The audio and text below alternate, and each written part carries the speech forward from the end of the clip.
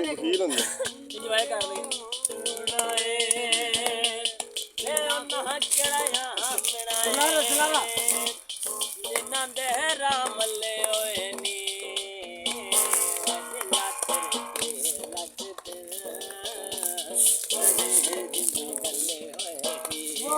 Y ਦੀ ਵਫਾ ਵਿੱਚ ਲਿਖ ਗਜ਼ਲ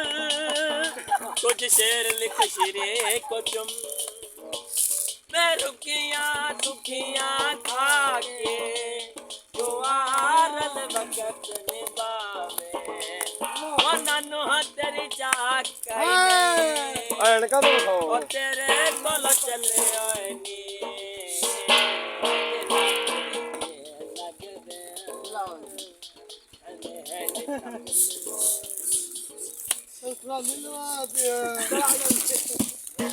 Maşallah, güzel katta.